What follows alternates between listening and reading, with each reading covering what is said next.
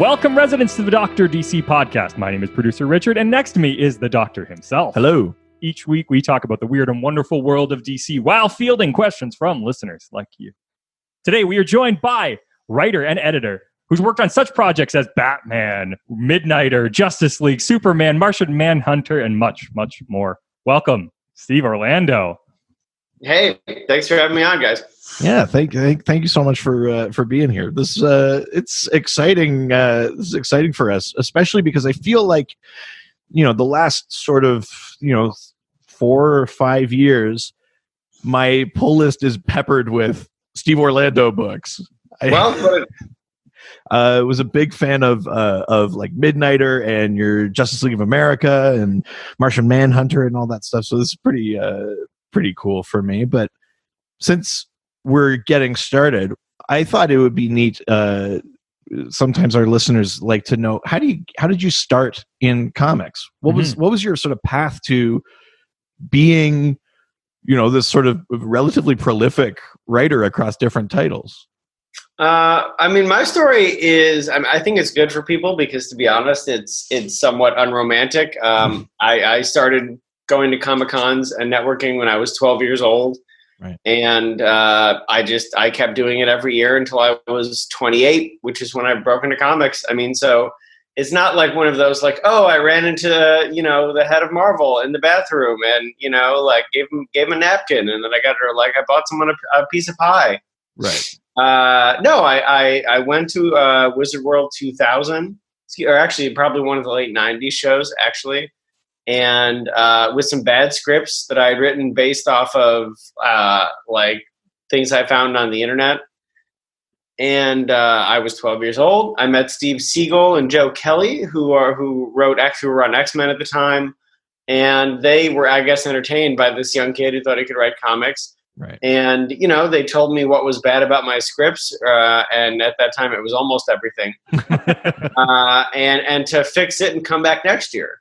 And, the thing is that knowing them now, they did that with hundreds and hundreds of people. But the difference is usually they would tell people that and they would never come back.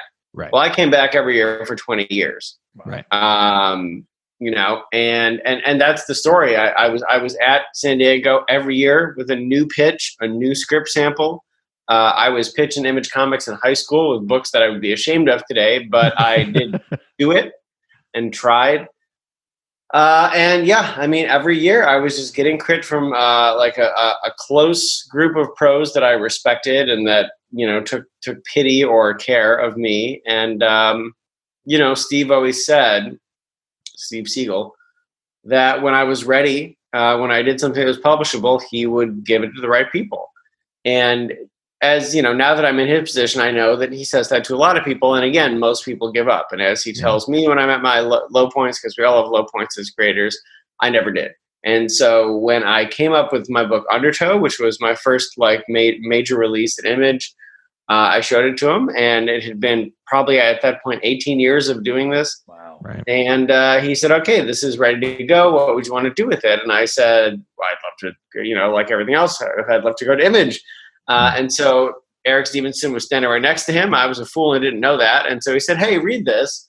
And after 18 years in 5 seconds, I had something approved. But, the 18 years are the important part. So, a lot of people have these stories like, oh, I was someone's PA or I was, these romantic stories. I just worked really hard and took crit really well for 2/3 of my life. And then finally I got in. So it's something anyone can do if you have the patience and the will. So I do think it's an important story to tell. It's not like a, ooh, gotcha story. That's basically the boilerplate for this podcast. So. Well, it's funny too, because, we've talked to other people or you read other interviews. Yeah. And I think there's at least often it seems like people are working on other things and then they realize comics is an option. I'm really hoping. And then they try to move into that. But from what you've described, comics was the option. That was like the driving force. So what was it about comics that you loved so much? Why was that the thing you always wanted to do? I had liked them from an early age. When I say comics, I mean the format. Yeah. As a kid, I meant superheroes. Like I got my first book at a flea market when I was 2 years old. It was a Steve Englehart issue of West Coast Avengers. Right. And I know this is a DC podcast, sorry, but it it's fine. but it was West Coast Avengers. And sorry, the feed's cutting out. And I was hooked on the costumes and and everything, And so I was doing back issues, and it's funny, like all of my entry points to comics and all of my touchstones are also things that a lot of people use as like jumping off points. Like I love Silver Centurion, Iron Man, and then as a kid I bought like a random issue of the Clone Saga off of Spinnerack and Walden books. Yet another thing that drove away people. But young Steve was like, what? You could have a sweatshirt with a spider symbol on it? This is, and then I was out for a little while longer. And there was an article, I grew up in Syracuse, and there was an article in the Syracuse New Times about how Superman was turning electric and blue and it was never going to go back. And I was like, shit, I need to get on board. I'm living history right now. And so, because it was never going to change. So so I hunted that down. And in those first issues, which I don't know which issues it was, but it was that era where it was effectively a weekly book, they were plotting it together, and there were 4 books, but they were one story. And, in it there was this little like bullpen bulletins, even though it's Marvel, I forget what they were called at DC, about how they came up with the new Superman concept and all these things. And when they broke everything down, I realized, writing is what I want to do. Right. At the time, I thought I was going to be an artist, but as I realized that writing is what I wanted to do, and also that kept getting better. I don't want to say good; that's up to you guys, but better than once before. My art was kind of like I could still draw something right now, but it would be like my page rate would have to be exorbitant. So it would take me like a year to do like 4 pages. Right. I did. The other thing I should say about breaking into comics is a slight digression. Is I did write and illustrate a book in college for one of my theses. So I have done everything. Right. Is that available somewhere? Fuck no, burned all of it. But it's important because a lot of people I work with, like, no disrespect to anyone else, but a comment I get frequently from artists is that I'm a good person. I know how to write for artists, right. and it's because I've done everything. I've lettered a book. I've hand penciled and hand inked 100-page book. Wow. I've scanned it in and formatted it for publishing. Like I've done it all, so I do know what it's like. And that taught me about one of those things I'm good at.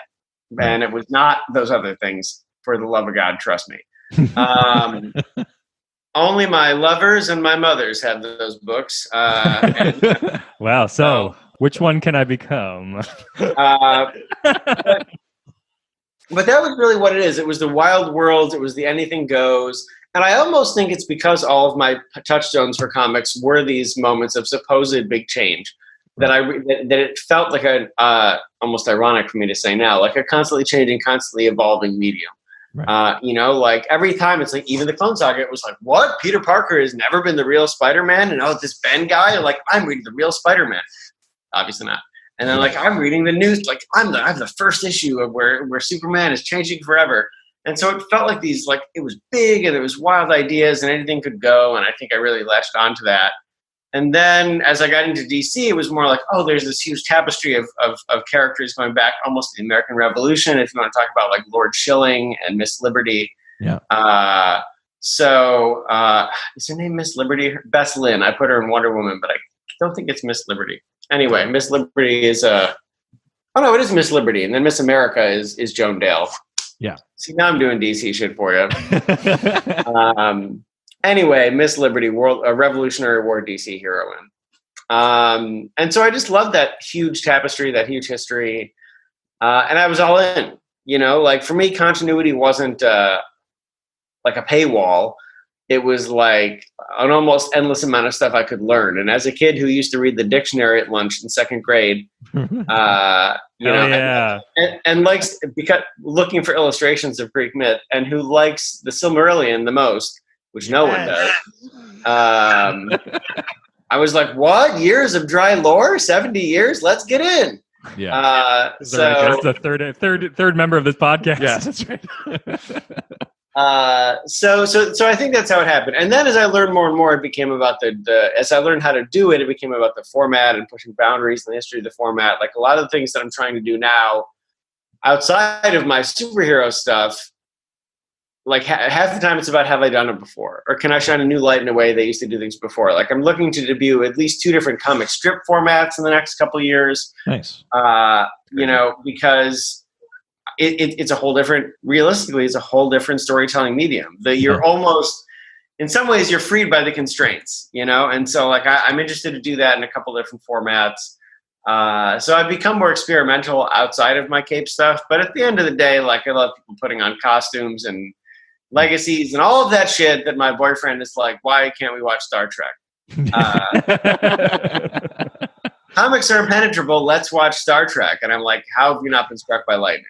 But yeah, I mean that's a weird line in the sand to draw, perhaps. But so I mean, obviously, enjoy comics as a format.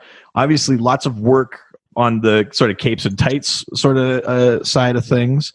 We're going to be talking about Martian Manhunter, but him aside, who are some of your like all-time favorite characters? Because I get the sense, I mean, not just from our conversation now, but just from some of your comics, that you like digging for the stuff that people have maybe forgotten about a little bit. I'm thinking of like Aztec and sort of Aztec is just a symptom of the fact that, as Tom King likes to say, I just want to make everything 1997 again, and he's not wrong.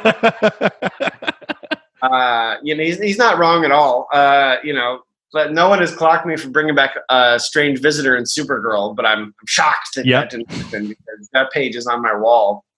Yeah. Well, first of all, Martian Manhunter is my favorite DC character. I mean, Riley and I campaigned for that book from the ground up. There was no plan for that book to happen before we decided we wanted it to happen. And we labored Dan real hard. And God love him for supporting it all the way. But so that has to be said first. He's my favorite DC character. Right. I wasn't leaving that company without doing something. And he knew, by the way, like, R.I.P. Dan at that company, but not in life because he's not dead. Like he knew years before too. Like I specifically remember I was in New York for some sort of meeting, and they'd already moved to Burbank.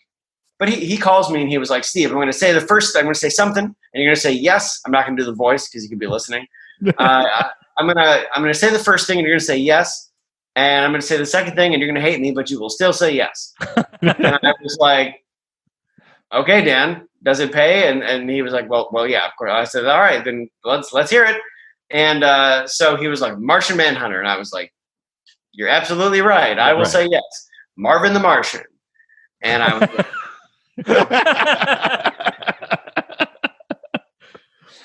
you motherfucker. And thus, he was right. I said yes. I did bring in my friend Frank Barberi because I think that him and his like short man New Jersey neuroticism was like a perfect person to help me write Marvin the Martian side of things. Right, Barberi knows Barberi. But he knew the match had been struck. I had to do more with Jean Jones, so he is my favorite. But yeah, I do love Aztec. I was really happy to put to sort of push. Well, people thought I was like fixing Aztec by making Aztec a woman, but in reality, for the real nerds, let's talk about the fact that in Rock of Ages, future Aztec was a woman of color, so it's really just making it like it already was. So, boom, exactly. I never got to do Zoriel, big sad thing for me, further proving my 1997 fixation, and I never got to do. I mean, maybe in the future still, but like Zoriel. There's someone along with Aztec. I want to do more with Strange Visitor. I'll be honest. I thought their like cosmic empathy was a very, very interesting power. I'll tell you the big one because they didn't exist for most of the time while I was like largely working there. Is the Justice Society characters. I love Wildcat. I love the weird ass ones like Red Bee and and why do you think I made a new Neon the Unknown and a new Firebrand? Because like I love those deep ass JSA characters. I loved. I like a project, because I don't think any character is bad. Possible exception of Snowflame. Like I don't think anyone is bad. It's just about finding. If you want to make them serious and cool, it's about finding the core. Right. And if they're totally absurd, then it's just about putting them in an absurdist story. Like I used MangaCon with Gerard in Milk Wars. Yeah.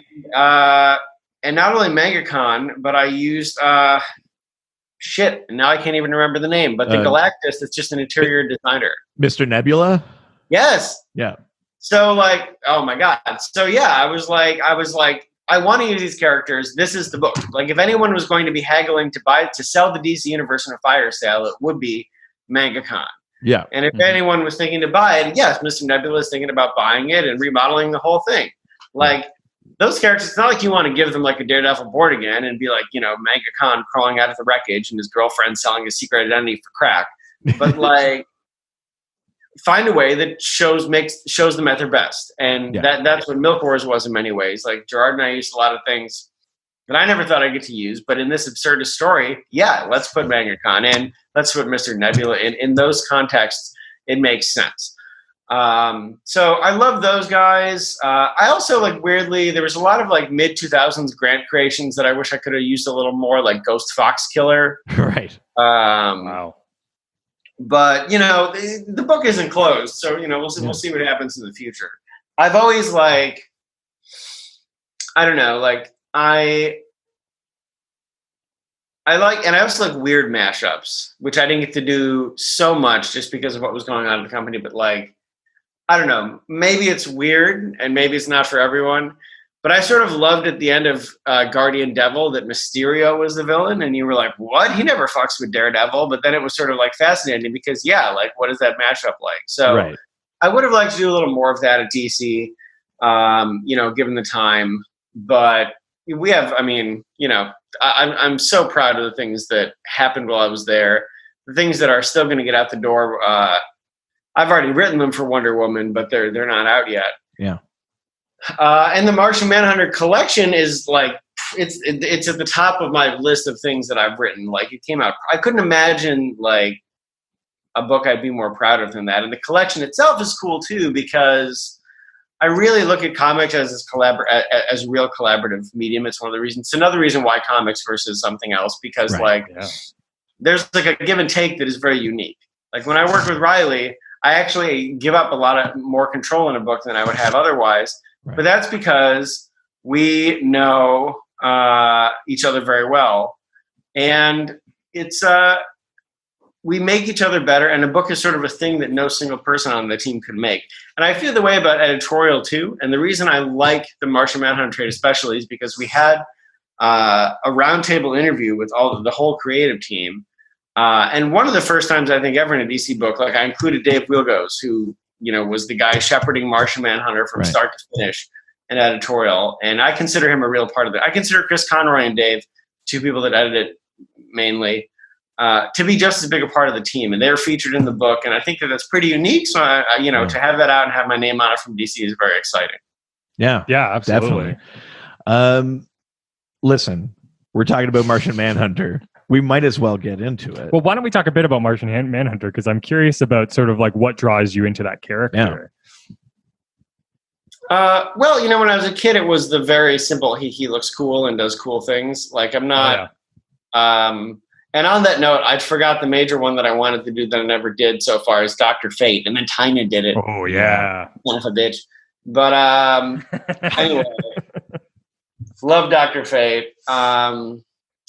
I have a Fate custom figure I made when I was a younger person. Oh, shit. Like the Jared Stevens Fate? Yeah. And I remember doing a Yahoo Groups poll of other customizers of what kitsch phrase should be written on, because his shirt changed. Yeah. Every panel, what dumbass phrase was written on it. Yeah. Anyway, not what I was talking about.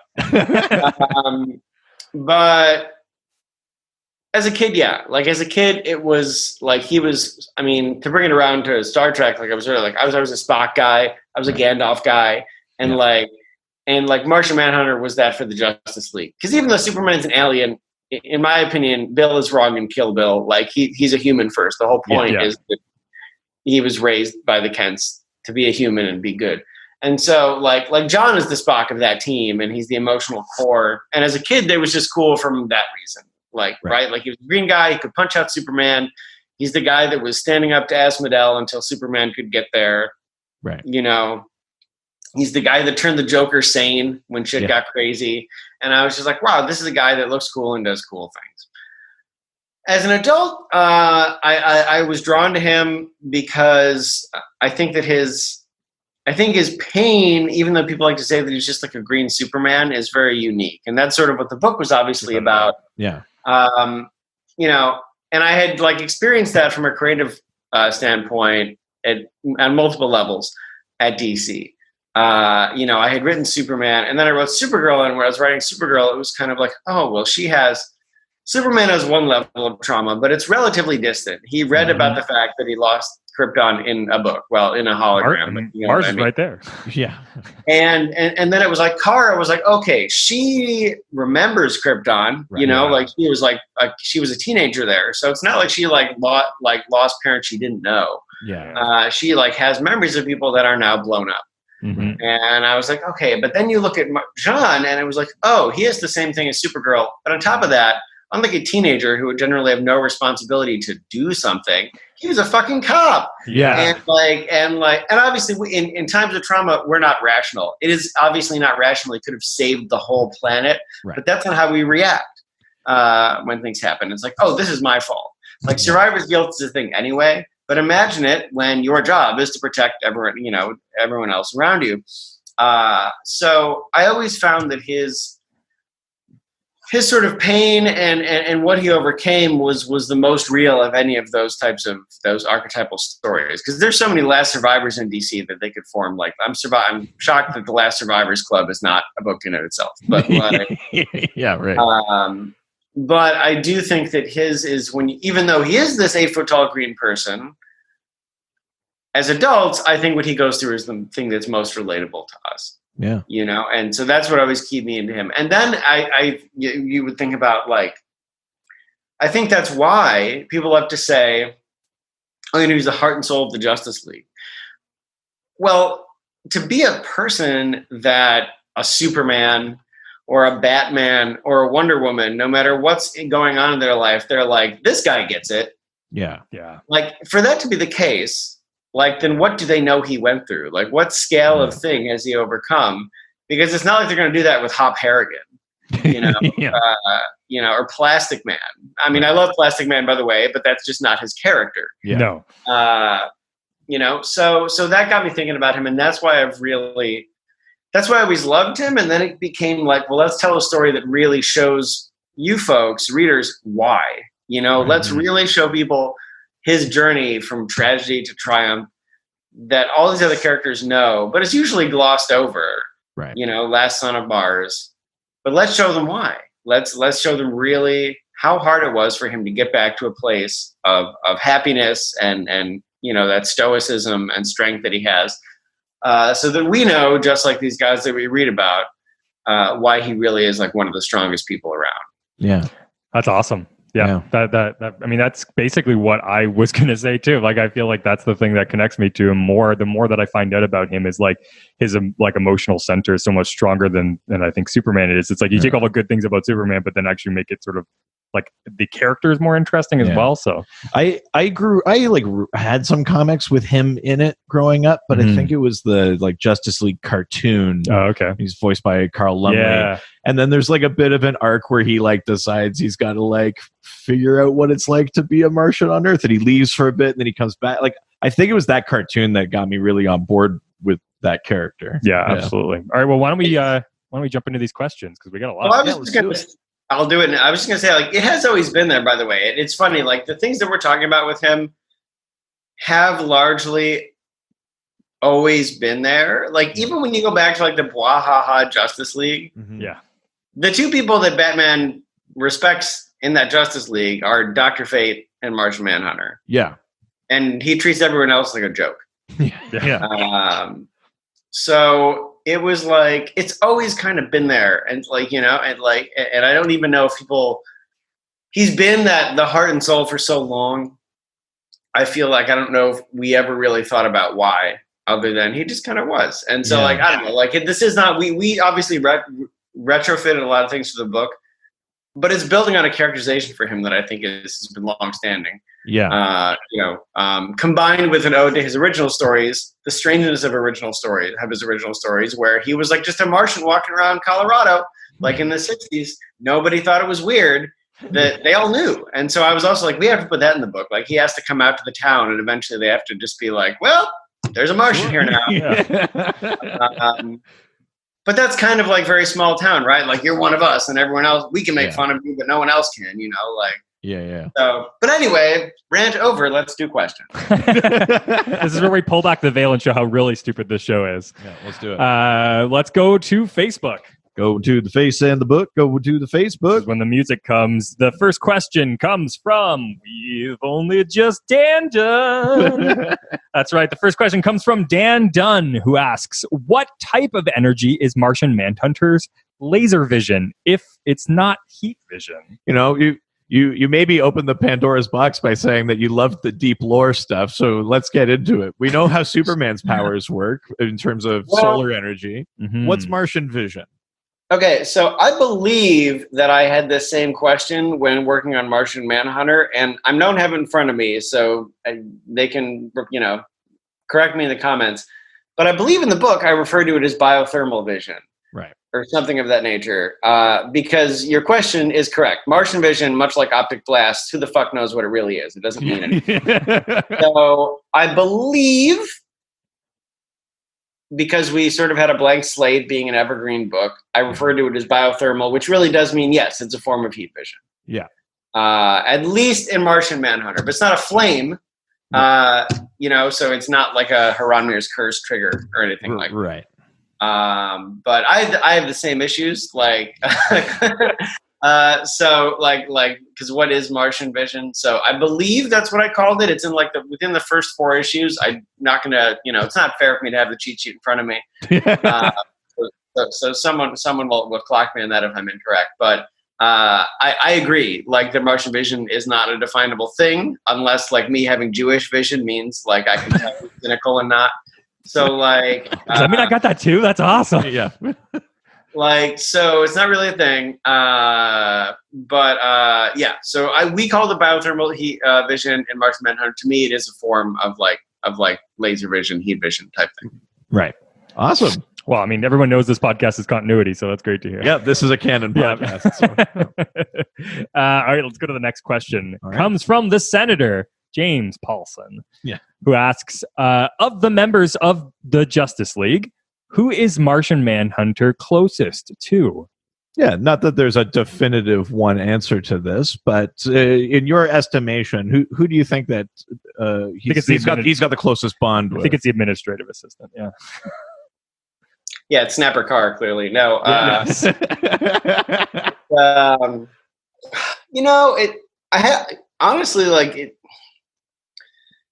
the inclination to say Batman from both a metatextual level, because John debuted in Detective Comics, and he is a detective, which is something that Mark Waid clocked really well in his run.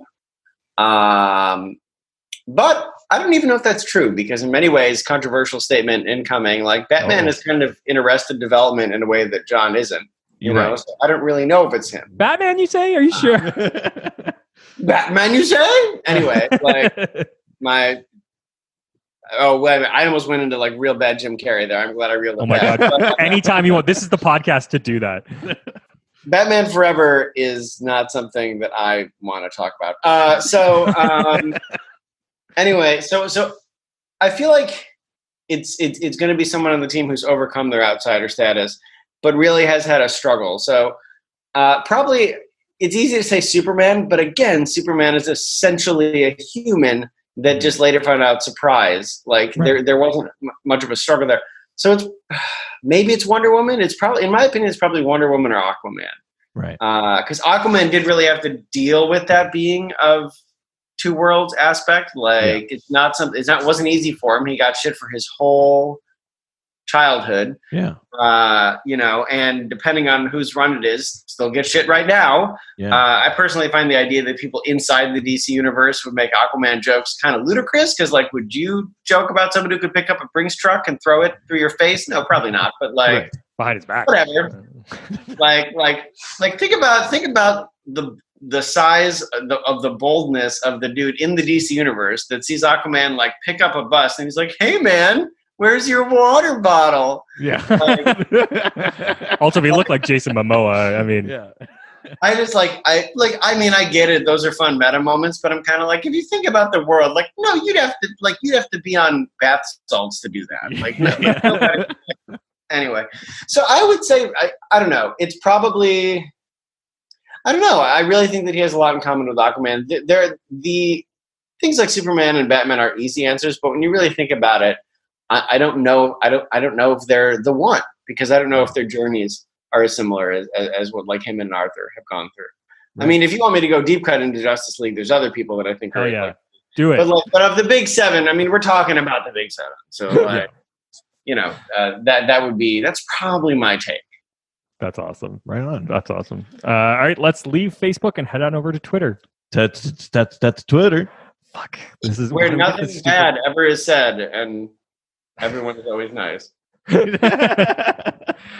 Oh shit! I really don't. I don't like having to do this one in front of a guest. The next question comes from Raging G. He wearing chaps. Raging G, the ones without the ass. Wow. Wow, there's way too much backstory to be able to describe this to everybody. This is the corner we backed ourselves into with drops. Yeah, we fucked ourselves. Raging G asks, DC comes and asks you to make a Martian Manhunter medal where different versions of Martian Manhunter invade for some reason. What fusions of characters would you do? Right. So in the same vein as the Dark Knight's medal, where we got a Batman fused with different Justice League members, you get a Martian Manhunter. What would be like a pie in the sky, like a fun Martian Manhunter fusion that you'd want to see? I think it'd be like Human Torch, and he just sort of like he's like ashes, and he just gets sprinkled onto Earth. You know, it's a very short. Confronting his fear too. Yeah, that's right. It's a very short book, granted. Like, oh my god! No, I would want to go wild. No, I'd want to go wild if I was going to do it. Like beyond the Justice League. I'd want like Martian Manhunter Zoriel. I'd want like Martian Manhunter Constantine. You know, like things that people wouldn't expect. A cool one would be Martian Manhunter Swamp Thing. That almost actually happened in Martian Manhunter 1,000,000, because you find out that he's basically like become the whole planet Mars. Yeah. At that point. So like Martian Manhunter Defender of the Green, come on, it's right there. Yeah. You know, so I would want to go outside the box. And steal directly from you and say Martian Manhunter Dr. Fate. Ooh. Give him the helmet. Oh, Martian Fate Hunter. Yeah. No, that would be tight. And then if you think about like, you know, if Wildstorm shit is out there, I would love to, you know, push him in with some of that lore. Like, him and Spartan would be cool. Like if he had to, like, somehow all of his body was destroyed and he had to telepathically put his mind inside one of like the Spartan robots, like Martian Engineer. Yeah, I mean that would be tight. Yeah. I mean, there's so much. I mean, I want weird shit, I guess is basically what I'm saying. Like I don't want the ones that everybody wants. I want like him and Uncle Sam. Like yeah, sure. You know? Like, or who the hell else do they secretly own? Like, I don't know. Yeah, I mean, those are things that interest me. Right. I'd probably stay away from the milestone characters because I think all of those are basically perfect anyway. I think Icon is like that motherfucker should be in the Justice League. But that's no kidding. I completely agree there. Been waiting for the return of Milestone for years, but. Oh, you know what it was? I want Martian Manhunter and Danny the Street. The Martian I think you Street. drop him from high enough of a height, that happens actually. Oh, that's amazing. That's I love that. All right, let's go to the next question, which comes from. There's nobody here named Josh. Okay. There's whoever it is. They're not Josh. They're not Josh. We know that. Who asks, why do you think this character never got more popular than he is? With the asterisk, of course, that people that love Martian Manhunter knew about him the whole time. Yeah. But like the sort of broader popular appeal. Considering it's like Superman level abilities and like he's in the sort of Justice League. He's part of the original seven. Yeah. Like, well, honestly, like I think it's because he doesn't look like a human. Like that's maybe like prejudice. You heard it here. No, but it is unrelatable.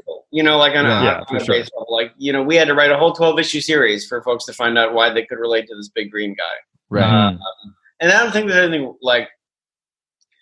So first of all, let's wind the clocks back. Like, it's a hard one for me to answer because, as I discussed earlier, I always like the characters that are not the characters people are supposed to like in the eyes of, like, from a craft standpoint. Like, For sure. I love dry lore, and because like listen, I'm not saying tales out of school. Like, Sam and Frodo are the POV characters of Lord of the Rings. So what does it say about me that my POV character is Gandalf? Or what does it say about me that my POV character in Watchmen is Osterman and not Dan Dryburgh? Right.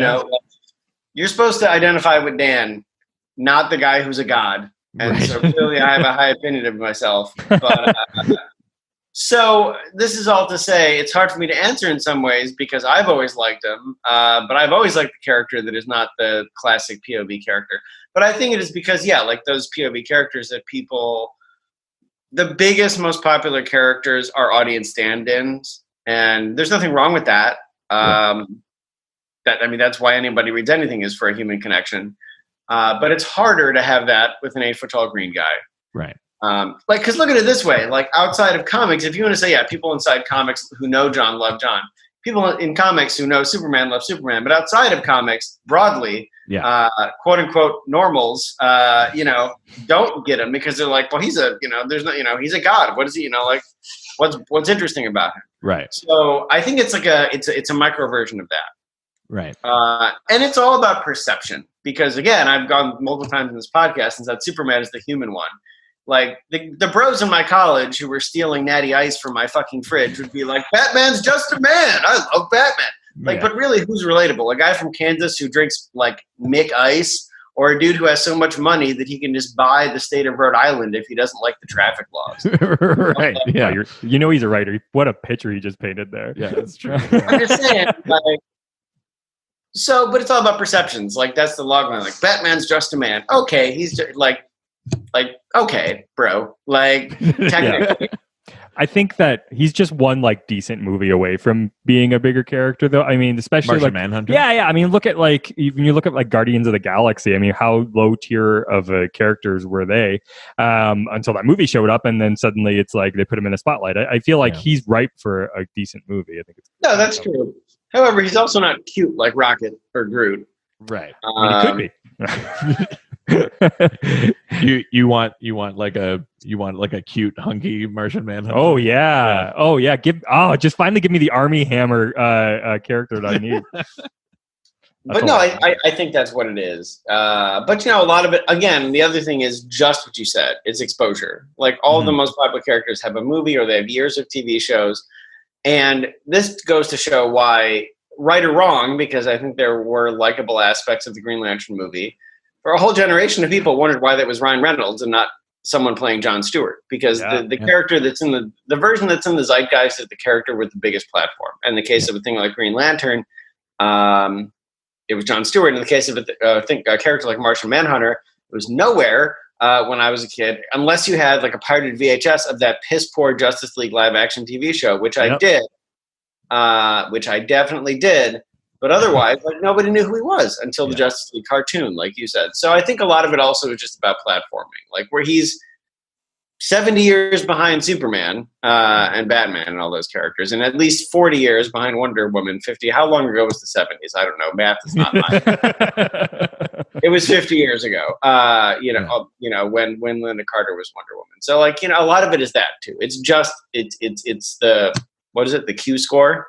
Yeah. Basically. Yeah. I think that animated series gave it a lot of help for sure to start putting back there, and then obviously Steve's work. But I think that showing up on Supergirl. That was a bit of a new audience for him there too, and I popped real hard for him on Supergirl. I'm not going to lie about that. Like, I was really excited. That is one of very few TV twists that actually got me. The reveal in season 1 that Hank Henshaw wasn't Cyborg Superman, but he was Johns in disguise. That was a legitimate surprise for me. That was crazy. Yeah, I love it's really easy to do Cyborg Superman reveals. Take it from the guy who people thought made Zor-El Cyborg Superman, but in fact that had been done 5 years ago in the new 50s. You can do a reveal without even knowing you're doing it. when it comes to that. That's so funny. That's amazing. All right, let's want to go to the next question. Yeah, let's do it. Let's leave Twitter and head on over to Instagram. Now we're going to Instagram, take some questions and answer them. Yeah. Not bad. You know, we get better. I think more musically we improve as the episode goes on. The next question comes from C. Robin Bear, who asks, is Martian Manhunter physically or mentally weak to fire? Ooh. In my book, it's the same thing because they're so I can only answer as to how I wrote him in Martian Manhunter, and the way that I answer that is for characters that are both telepathic and shapeshifting, it's one and the same. Yeah. They're because they have no standard shape to their bodies. It's their intellect that's holding their bodies together. So a mental weakness is what causes their bodies to deteriorate. Like it's a thought virus that infects their bodies. That's why, impossibly, by the way, I've done some dirty shit. I think I thought that they would never let me get away with. And people didn't even, maybe you guys noticed. I don't know. But there's a scene where Mariah is talking. I think it's in issue 3 or 4. Issue 4 had the iguana birth canal that I was like, sure, they were going to be like, no. But we got it. I had my defense ready, okay, because like Tom King had gone through this whole thing in Mr. Miracle where he wanted to show like a POV of a birth. Right. And they were like, no, that's, and I was sure they're going to be like, well, Steve, you can't like put the camera inside an iguana birth canal. And I was going to be like, well, it's not a human. You can show that on Discovery Channel. Like they show that in Anaconda. Yeah, right. But it didn't happen and we got through. But anyway, the point is, that's not what I'm talking about. In the book, when she's talking about the history of Mars, she says that, early Martians, before they developed higher intellect, because that's what governs their shapes, you see that early Martians were literally just geometric shapes floating around. And that's like one panel. But that's kind of the answer to this question too. Like their bodies are really just a function of their minds. And so in this book, it is one and the same. Yeah. Once they become susceptible to Haran Mir's curse, it affects their minds, but because their minds are the only thing holding their body together, it spreads to their cells. Yeah. And that's what causes them to, pop like napalm. And it feels connected to there's a very like specific thing in your book that stood out for me, which is Charn's whole plan revolves around the idea that Martians shapeshift, but humans heal, and that those are separate ideas, right? That we actually repair ourselves. Martians would just reform their shape, but it's not the same it's not healing thing. Yeah, I mean, yes. And like that was a good like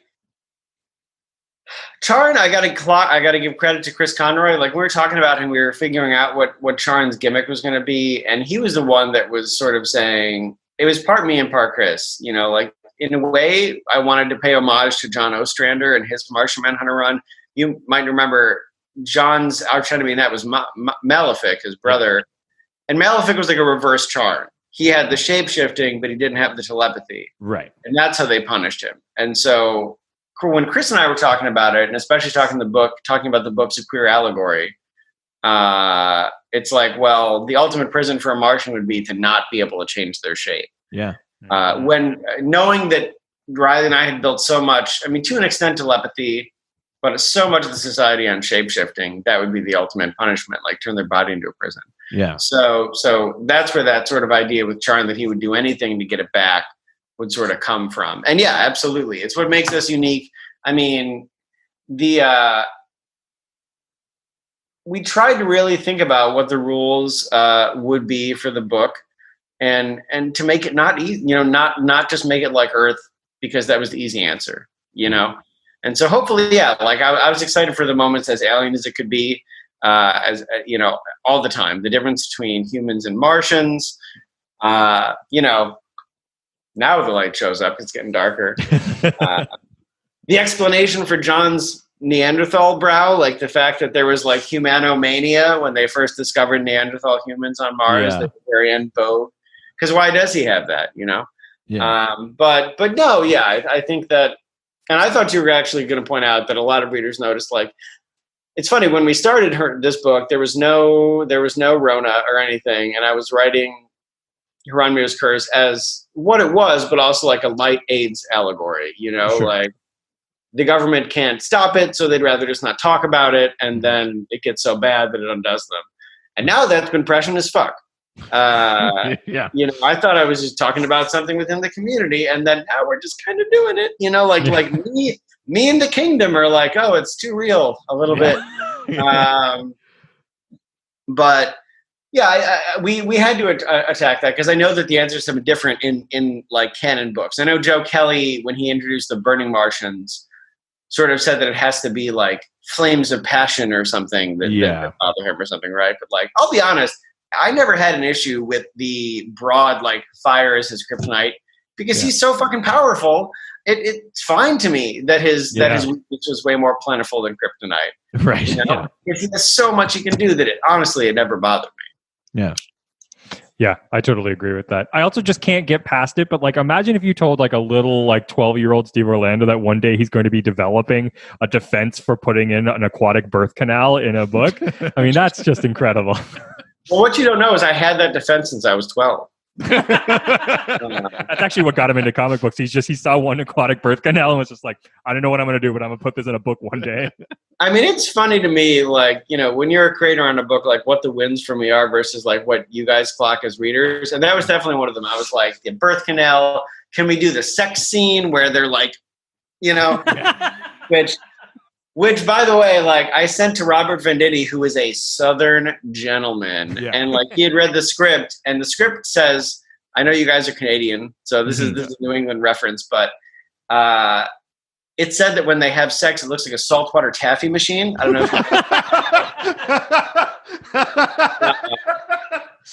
Well, it looks like a saltwater taffy. Well, I mean, listen, I didn't see one until I moved to Boston 2 years ago. So, you know, like, anyway, the point is, like, I sent that to like Robert, and he basically became like the Scarlett O'Hara of comics. Like, he was so demure about it, and so shook. But yeah, it's always fascinated me because like the random things get through, and I get excited, but they're almost never. What you guys, I mean, I love anything that anyone loves about any work, but it's always interesting to me what people notice. Yeah. You know? Is there something that like you're dying to put in a book that you like haven't been able to get across the line yet? Like a weird, something weird. You mean weirder than an iguana? I mean, if that's possible, yeah.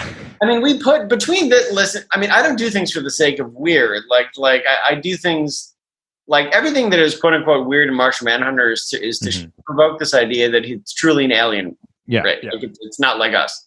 You know, that like iguana birth canals and shit would not be in Batman because it's a different book. Right. Unless Grant Morrison was writing it. Then you'd be like, oh, I've been waiting for this my whole life.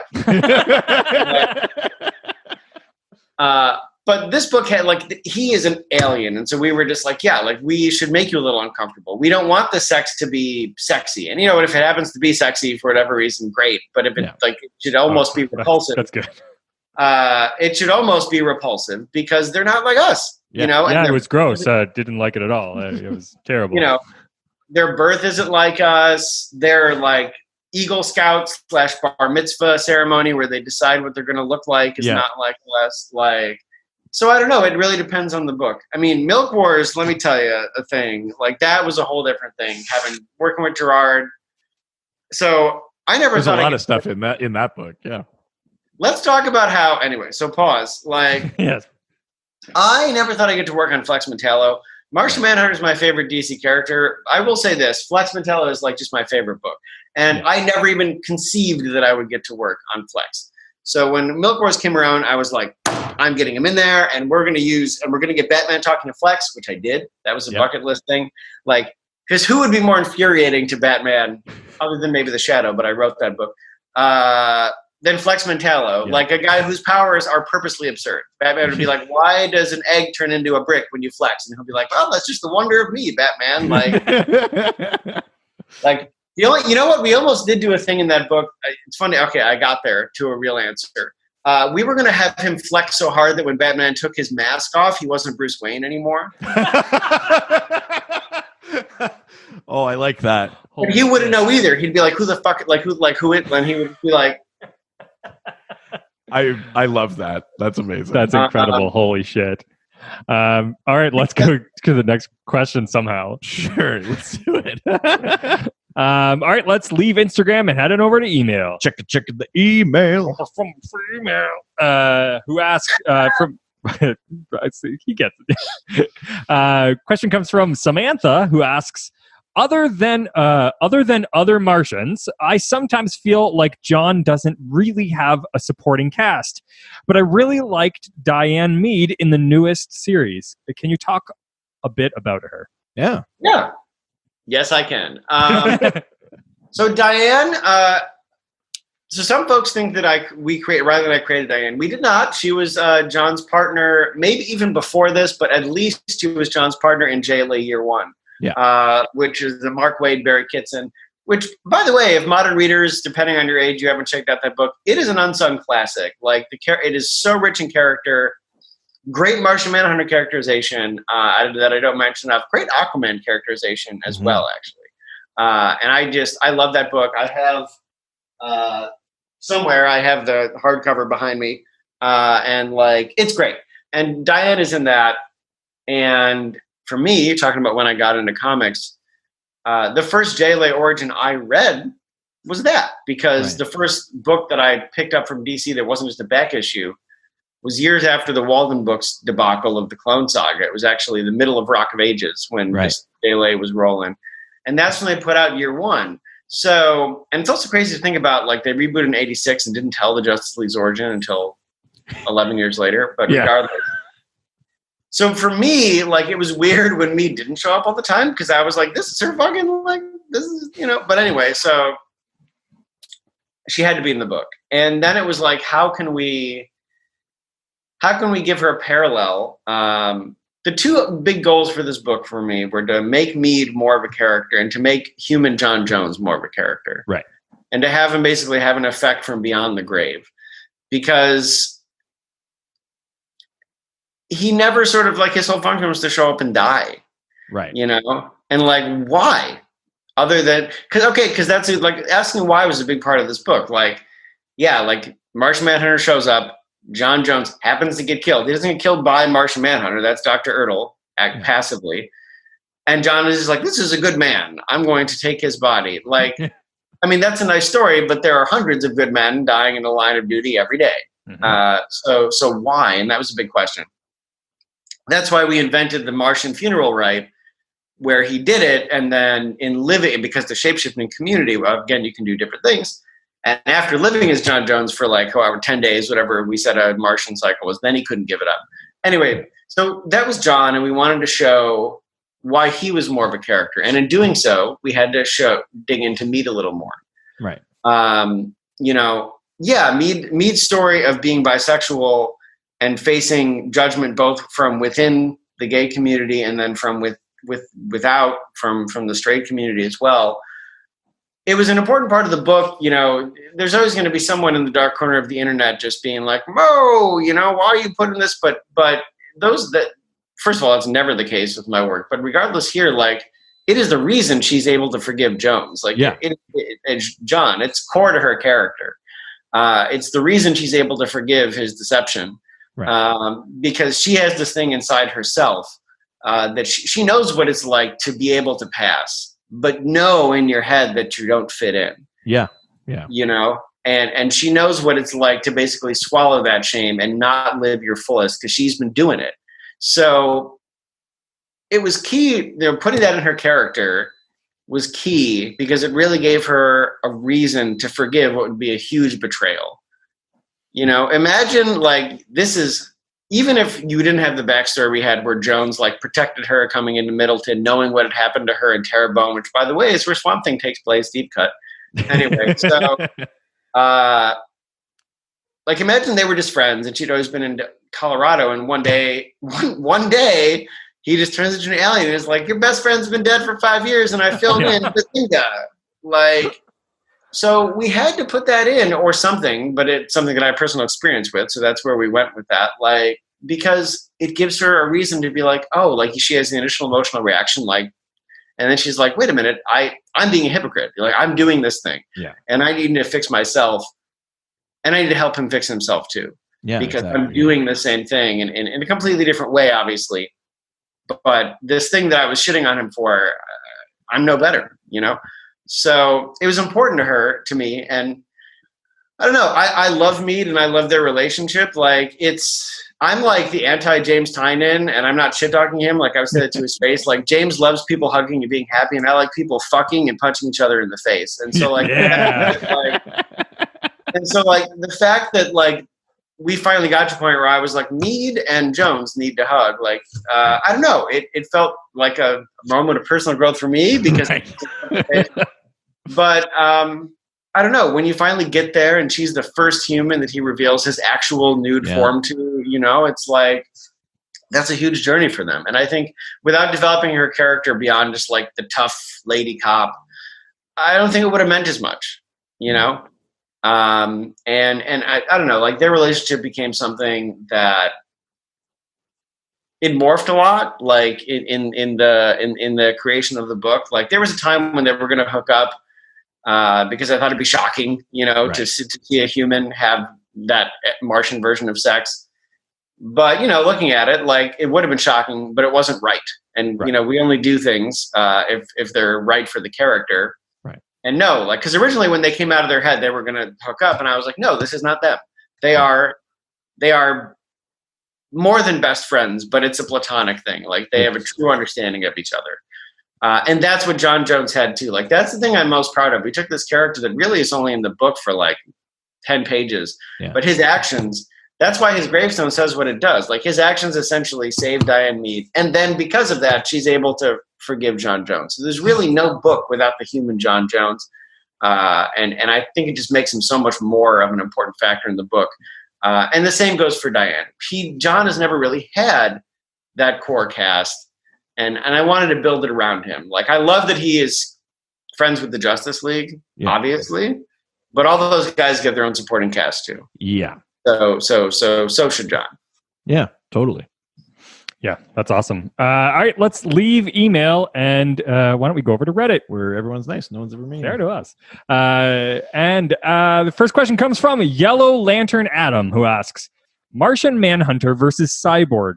In your opinion, who is the better member of the Justice League?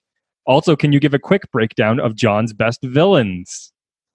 Well, I mean, I know the first part of this question comes from the fact that New 52 essentially replaced John's telepathy with Cyborg's like technopathy. Yeah.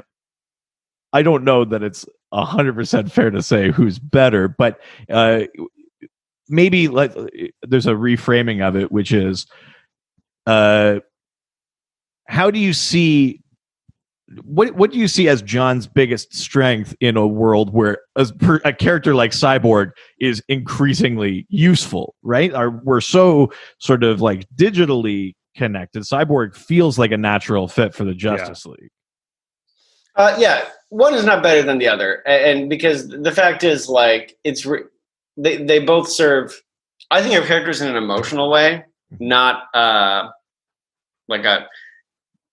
I guess the best. Let me prove that, okay? Because yes, like John doesn't have a tech background, but his job is more than just to link the Justice League telepathically, and that's And I will not just like call like I'm a writer, so I'm right. I will cite my work and say that in the Grant and Howard JLA, both Oracle and John are on the team, and Oracle is doing the cyborg job. Even when she gets digital telepathy, when she gets a mother box, John is there because his job is different. He is both an emotional anchor. When Superman and Batman defeat Mageddon, the other person there, that it's not Wonder Woman, it's Martian Manhunter.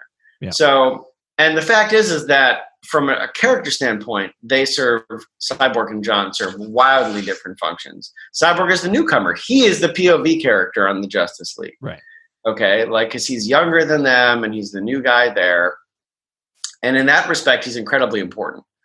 Martian Manhunter is not the POV entry point. Like, oh wow, the world is so big and new character. He's the mentor. As a matter of fact, he's kind of the mentor for them all. Yeah. So I don't think it's either or, because as a real emotional function, they are really different characters. And as a very utilitarian, can they do the thing stats type function? They can both be there, because that's happened in the past when someone had like a tech power. I loved when Oracle and John were both on the team because it freed him up to do other things, and I would feel the same way about Cyborg and John being on the team. Yeah. And as for his villains, I mean, I'm partial because I created a villain that I love. I won't mention that.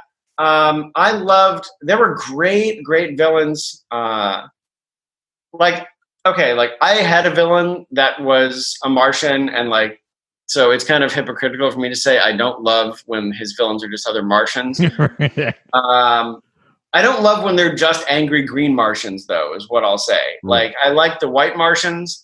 Obviously, I'm not going to talk about my own thing. I mean, we put the yellow Martians back in. Like they were actually Wonder Woman villains, but I was like, every version of Mars is Mars in this book from DC. Yeah. But I like to me, the white Martians are like his General Zod, right? But I also love smaller scale things. Like, they were great in the Ostrander run. He had a great villain named I'm really bad at French, so forgive me, but Betty Noir. And I thought that she was a great villain because it was an inversion of John. All she had was stronger telepathy, but unlike him, she was stuck in this immobile body, right? So there was that like dark mirror of him. Like, she had a freedom that he didn't have that made her always sort of vengeful. And I love, on a practical level, I love Despero as well as a counterpoint for John. I mean, that's one of the iconic John Joe's moments, is him facing down Despero. That issue where he, what's it called? Where he gives Despero the Mayavana. Yeah. Yes. Yeah. That's like the burned in my head Martian Manhunter moment where he takes this thing that's like a once in a lifetime gift you give to someone you love, and he uses it against his like big enemy. Mm-hmm. I mean, and I think that there's an emotional mark there that is always going to make Despero a big villain for him whenever they face each other. Mm-hmm. So I love that. I actually like So and his brother for the reasons of just angry green Martians. Right. But I get it because it's very personal. I did, however, love when Ostrander revealed that the Saturnians were actually all a clone race. Yeah, that the Martians created. Like, his Rings of Saturn and Renegades of Mars are probably my two favorite arcs from that. Other than the single issue that Tom Mandrake wrote and drew, where he just did like a horror issue, and they had this like shape-shifting flesh-eating monster, which I did call out in the book.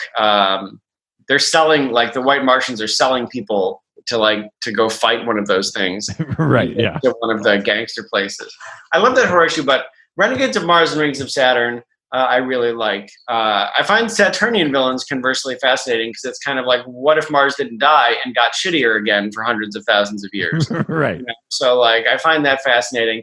Renegades of Mars was also about the legacy of Mars, but a different way. They were human hybrids that were descended from old Martians, and they had like each little bit of power, but not the whole thing. And like, I like when you deal with the legacy that way, versus just like in a more direct way. But I loved Betty. Like I said, like, that issue stuck out of my mind, very much. And I think that his iconic Justice League battles also stand in that way, even though they haven't been explored much more. Like, I love Despero. I love his fight with Asmodel, where he literally quotes Gandalf, by the way, to further my point. And I mean, and then there's those mashups that I said. Like, I would love to do a longer Martian Manhunter and Joker story. Like, Grant having him turn Joker sane for a minute was great, and it almost broke him, and that shows how powerful the Joker's madness is as well.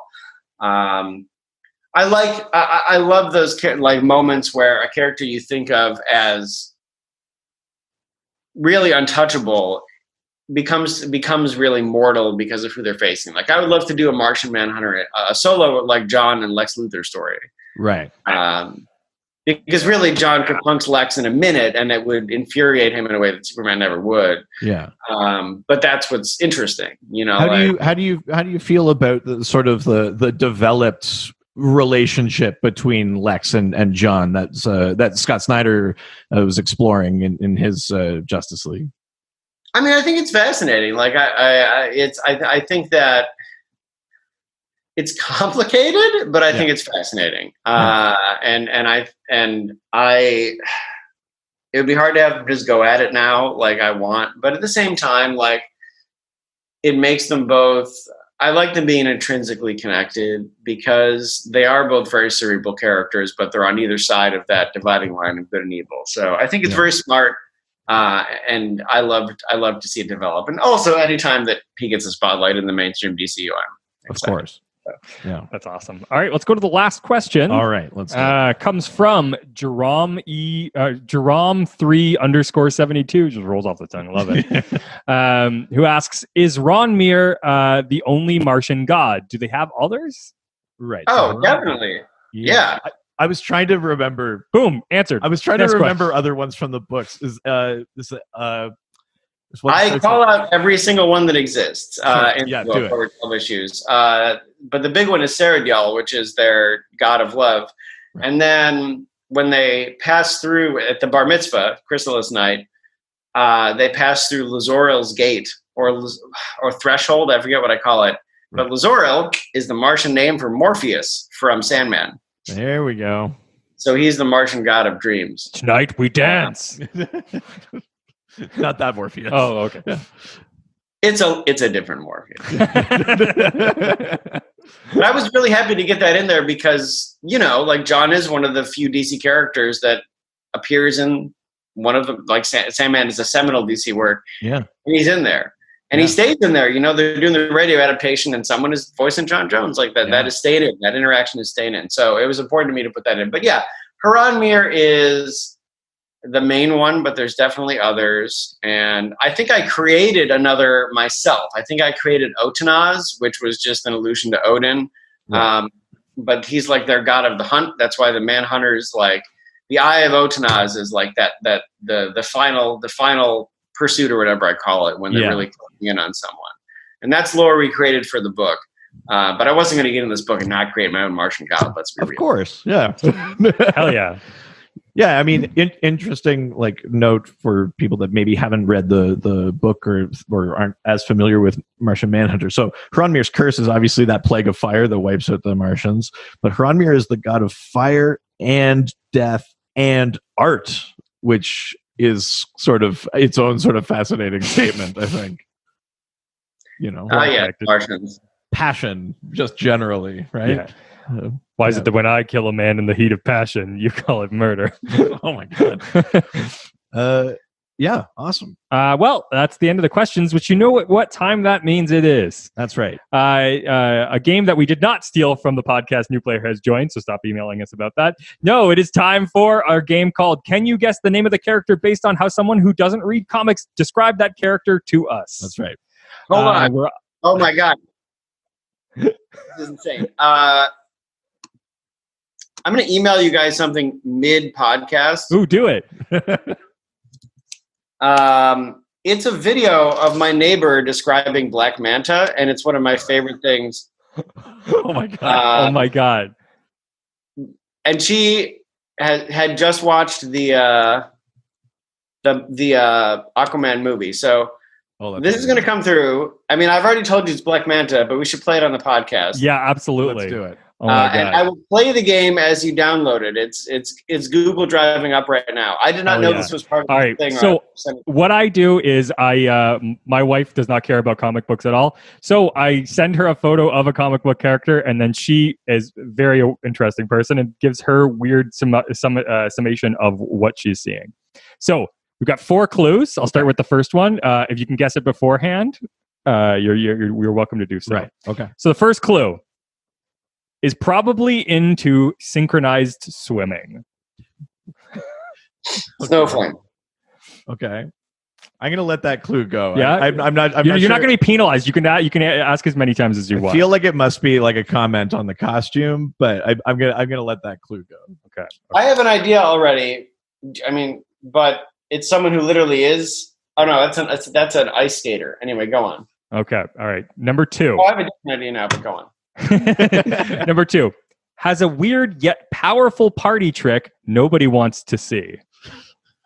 It's Looker. Sorry? Is it not Looker? No. Oh, that's a good one though. Fuck. Okay. Sorry, because she has a bathing suit looking costume and she can hypnotize you. / not really. That's a really good, Right. and you're probably in the right direction. But Is it Halo? think weirder. Oh, sorry. What did you just say? Halo? Yes. Is it Halo? No, it's not okay. Halo. All right. Let's get third clue. Okay, fine. Third clue. I'm being a real coward and not just throwing stuff out there. I'm trying to. No surprise. His evening wear gloves are infected with the varicella zoster virus. My wife's a very weird person. Wow. Okay. Evening gloves. Now I just think it's Tuxedo Man. Wait. Evening gloves, synchronized swimming, bad party trick. Is it Cosmic Boy? Is it like the Mike Grell Cosmic Boy? No. That's a very good idea, though. No. Oh. I don't have anything for that. I don't either. That bacteria. I really thought I had it with Cosmic Boy. All right. The last clue. Has a lumpy penis-shaped head and gets turned on at ripping his limbs off. Oh, is it Salak? No. Oh, that's a good That's guess. a great guess, though. You're on the right track, though. This is a trick because someone's going to be like, Steve thinks that guy's head looks like a penis for whatever character I think is wrong. It's canon. Okay, so it's not Salak, but you said it's on the right track. Well, sort of. Yeah. So it's a lantern. No, it's not a lantern. Oh, okay. Lumpy penis head. Lumpy penis-shaped head evening gloves and gets turned on at ripping his limbs off. Is it Arm Fall Off Boy? It's Arm Fall Off Boy.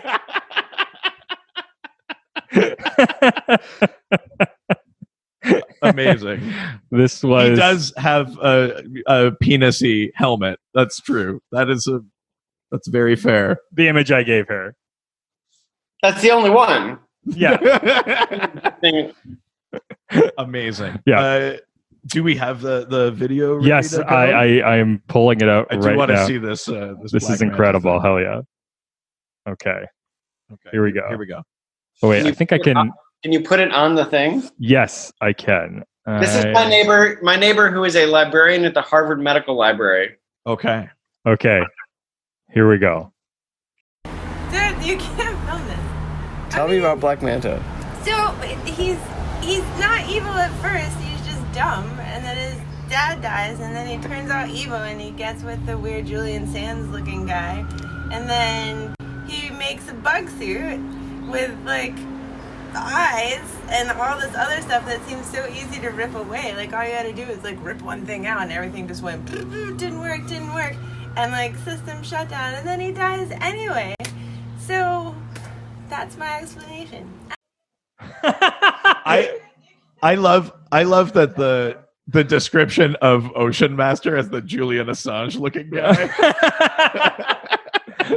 Oh my god, That's amazing. we need to get her to send in some of these descriptions because that's incredible. I've thought about putting her on YouTube and making it like Newbie Neighbor describes comics. That's amazing. Because by the way, I love Jackie. That is how she talks all the time. So That's incredible. That's not a gimmick. That's just how she describes anything. I absolutely love that. That's so funny. What an amazing note to end on. That's really good. Well, Steve, thank you so much for doing this. We really appreciate you coming on. I know you're such a prolific writer. You've got so much stuff going on, but is there anything that you want to promote? Where can people find you online? All that stuff. I only really do Twitter and Instagram. Like I have a Facebook, but I try to keep it to non-comic stuff as much as I can. But I'm on Twitter, and that's fair game at the Steve Orlando, and I'm on Instagram at the Steve Orlando. And I mean, what's coming out? The big thing is, it's funny. I don't know what movie you were quoting about. Praise me for killing a man in the heat of passion. I don't know what that was from. That's from Wayne's World. Yeah. Yeah. Okay, but it's eerily similar to Kill a Man, a book I'm doing out in October, but it's a real emotional, famous quote from this bisexual boxer, Emil Griffith, who killed a guy in the ring in the 60s for calling him a slur. And his quote was, I almost thought you were ribbing me. Yeah, that is what I was doing. Yeah, hell yeah. Well, because he famously said, he was like, I kill a man and people cheer for me, but I love a man and people say that's a sin. Yeah. Mm-hmm. And so this all brings it around to Kill a Man by Steve Orlando and Phil Kennedy Johnson, out in October for Coming Out Month from, what is that publisher? Aftershock Comics. My favorite thing I've done since Martian Manhunter, undoubtedly. And it is about, the real short version is, it's essentially like Creed, if instead of Rocky, Creed had to train with Ivan Drago, the guy that killed his dad. So 20 years ago in the UFC ring, Xavier Maine kills DJ Belly for saying bigoted things to him. Flash forward to today, his son, James Belly, is like the Conor McGregor of the moment. He's up for, he's a hot shot, he's up for a title shot, and on the eve of his press conference, someone catfishes him and outs him in the middle of this presser. He immediately loses everyone, and the only person he can turn to train for this fight is the guy that killed his dad, Xavier Maine. And this book's about them rebuilding that relationship. That's fucking rad. And training for this title shot. So that's an OGM that's going to be out in October. If you like Midnighter, if you just like my work in general, or you like violence, you should pick it up. I'm incredibly proud of that book. Al Morgan, who drew Midnighter 2 for me, is going to be on art. And it's just, I mean, it's a book that I've wanted to write for like 6 years, you know, like we honestly, 6 years, 2015, I saw Creed and I was like so moved that people of color had this moment where like they get to have the hero that goes the distance. You know, and I was like, well, I'm gonna, you know, as a writer, you're like, oh, wouldn't it be great if someone did that? Wait a minute, I'm just gonna fucking do it.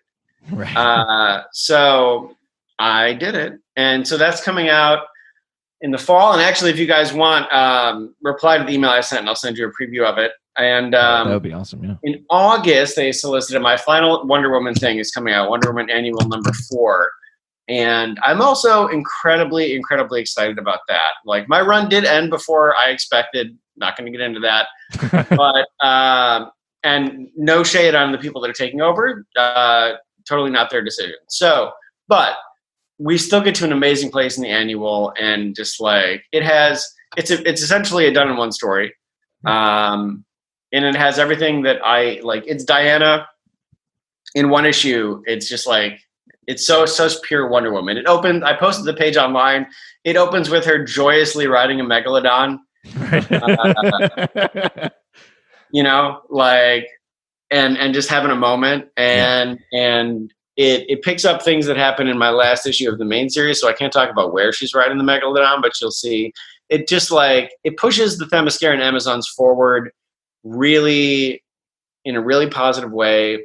And it sort of is a response to the character Maggie from Willow's Run, if you guys are reading the book, sort of realizing what Killmonger realizes about the Wakandans in Black Panther. Like, you know, he gets there and he's like, you have all this advanced technology and all these things, but what are you doing for Black people outside of Wakanda? Yeah. And Maggie kind of says the same thing to the Amazons. She, you know, sort of like, well, I'm here and you're training me, and you formed Themyscira to escape oppression by Hercules 3,000, 4,000 years ago. Yeah.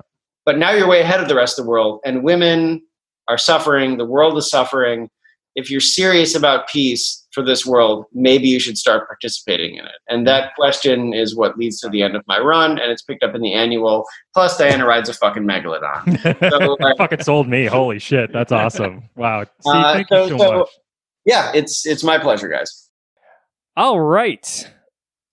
If you want to send in questions for next week's episode, all you have to do is reach out to us through our various social media platforms, such as our Twitter, at Dr. DC, our subreddit, r/Dr_DC, our Facebook, Dr. DC Podcast.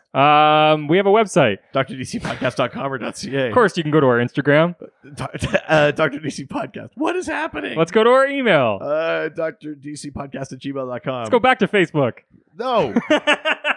Of course, the doctor phone is now open. 208-917-3238. Not only that, you can also give us 5-star review. Yeah, we're by the time you're listening to this, we're at 80 or just a bit over that. We're getting closer to the 100 mark. And remember, at 100 5-star reviews, we do the Lord of the Rings miniseries.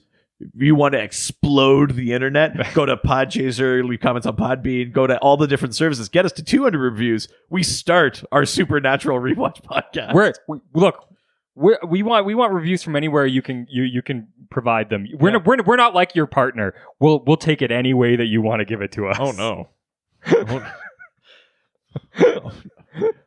Yeah, we'll do things that your partner won't even be willing to talk about. Yeah, our OnlyFans account. So give us those 5-star reviews, and then we can get to the dedicated Supernatural Rewatch podcast. Yeah, I mean, you're skipping over the one. Milestone. You're going right to 200. Yeah, then we'll do like a mini series or whatever. But yeah, 200. That's what we're going for. And of course, every single week, you want more of the Doctor. All you have to do is pay up. Patreon.com/DrDC. That's right. Every single levels. week we have 2 levels. You can get an extra video episode as well as our episode on Friday. For either $5 or $7, you get 2 pieces of content. Yeah. And that's $5 or $7 a month. Yeah. Which means you get at least 4 full bonus episodes every month. And then, at the $7 level, you get those videos. You get to help pick episode themes, Fanagar. Yeah. That's a big time to participate in that stuff. October, there's all sorts of ways to get involved, and that Patreon just helps support us when we do sort of cool new projects and new stuff for you guys. That's right. And $25, the Doctor will sit on a cake wearing underoos. That's it for this week. Oh, don't forget, Scaredy Guys on YouTube. That's right. It's Richard and I playing video games that scare us. New episode will be out tomorrow. The Dark Pictures, Man and Medan. You definitely want to check that out. Oh yeah. Ciao, ciao. Adios. They always fight for what is right. Live with danger and adventure. They are men of might. This was a Brain Freeze podcast.